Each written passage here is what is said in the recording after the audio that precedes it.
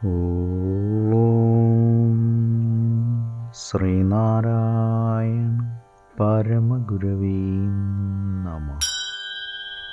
സുപ്രഭാതം. 1392 ദിവസമായ ഇന്ന് 2025 മാർച്ച് മാസം 7-ാം തീയതി വെള്ളിയാഴ്ച, 1200-ാം ആണ്ട് കുംഭമാസം 23-ാം തീയതി. ഗുരുവചനങ്ങളിലൂടെ ശീലിച്ചാൽ ഒന്നും പ്രയാസമില്ല, തീയിലും നടക്കാം. ശ്രീനാരായണ ഗുരുദേവൻ. നടരാജഗുരു എഴുതിയ ഗുരുവരുൾ എന്ന പുസ്തകത്തിൽ 2 ആകസ്മിക സമാഗമങ്ങൾ എന്ന് വിവരിക്കുന്ന 5-ാം ഭാഗമാണ് ഇന്ന് അവതരിപ്പിക്കുന്നത്. മറ്റൊരവസരത്തിൽ വേറൊരു അനുഭവ കഥനം ഈ ലേഖകൻ കേൾക്കുകയുണ്ടായി. ഇപ്രാവശ്യം അത് നൽകിയത് പാവങ്ങളുടെ ഒരു പ്രതിനിധിയാണ്. ഞങ്ങൾ അഷ്ടമുടിക്കായലിൽ കൂടി ഒരു ബോട്ടിൽ യാത്ര ചെയ്യുകയായിരുന്നു. കിഴക്ക് വെള്ള വീശിയതേയുള്ളൂ. വർദ്ധിച്ചു വരുന്ന പ്രകാശത്തിന് അഭിമുഖമായി നിന്ന് കുറേ തെങ്ങുകളും ഒരു വലിയ പള്ളിയും ഒരു നിഴൽ ചിത്രമെന്ന പോലെ ഞങ്ങളെ കടന്നുപോയി. ആ നേരിയ വെളിച്ചത്തിൽ എനിക്ക് എൻ്റെ സഹയാത്രികൻ്റെ തഴമ്പിച്ച കൈകളും പരുത്തി വസ്ത്രവും വ്യക്തമായി കാണാമായിരുന്നു.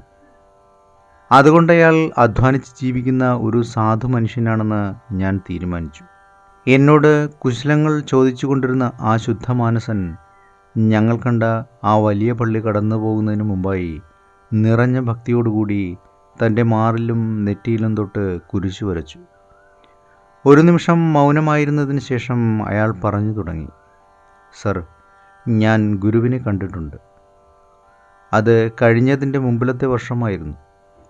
എൻ്റെ വീടിനടുത്തുള്ള ഒരു ധനികൻ്റെ ഗൃഹത്തിൽ ഗുരു വരുന്നതായി ഞാൻ കേട്ടറിഞ്ഞു. വളരെ നാളായി ഞാൻ അദ്ദേഹത്തെപ്പറ്റി കേൾക്കുന്നുണ്ടായിരുന്നു. നേരിട്ട് കാണുവാൻ വലിയ മോഹം തോന്നി. അതുകൊണ്ട് കിട്ടിയ അവസരം പാഴാക്കരുതെന്ന് കരുതി ഞാനവിടെ ഓടിയെത്തി. ഗുരു വന്നിട്ടുണ്ടായിരുന്നു. അദ്ദേഹത്തെ കണ്ടപ്പോൾ എനിക്ക് പെട്ടെന്ന് ഓർമ്മ വന്നത് ഞങ്ങളുടെ കർത്താവായ യേശുക്രിസ്തുവിനെയാണ്. ഗുരുവിൻ്റെ ഒരു അനുഗ്രഹ വചസ്സുകൊണ്ട് രോഗം മാറുവാൻ കൊതിച്ചവരും അവിടുത്തെ കാരുണ്യം കൊണ്ട് കുടുംബത്തിന് ബാധിച്ച ആപത്തൊഴിഞ്ഞു കിട്ടുവാൻ വേണ്ടി പ്രാർത്ഥിക്കുന്നവരുമായി ഒട്ടനേകം പേർ അവിടെ കൂടിയിരുന്നു. ചിലർ ആ പാവനപാദങ്ങളിൽ പുരണ്ടിരുന്ന പൊടി അവരുടെ നെറുകയിൽ അണിയുവാൻ അവസരം കാത്തു നിൽക്കുകയാണ്. മറ്റു ചിലർ ആ വിശുദ്ധ ചരണം കഴുകി കിട്ടിയ തീർത്ഥത്തിനു വേണ്ടി അക്ഷമരായി കാത്തു നിൽക്കുന്നു. ഇങ്ങനെ തന്നെയാണ് പുരുഷാരത്തിൻ്റെ ഇടയിൽ യേശുമിശിഹ സഞ്ചരിച്ചിരുന്നതായി ഞങ്ങളുടെ വേദപുസ്തകത്തിൽ നിന്നും ഞാൻ വായിച്ചു കേട്ടിട്ടുള്ളതും. ഏവർക്കും നന്മ നിറഞ്ഞ ഒരു സുദിനമായിരിക്കട്ടെ എന്നാശംസിച്ചുകൊണ്ട് നിർത്തുന്നു.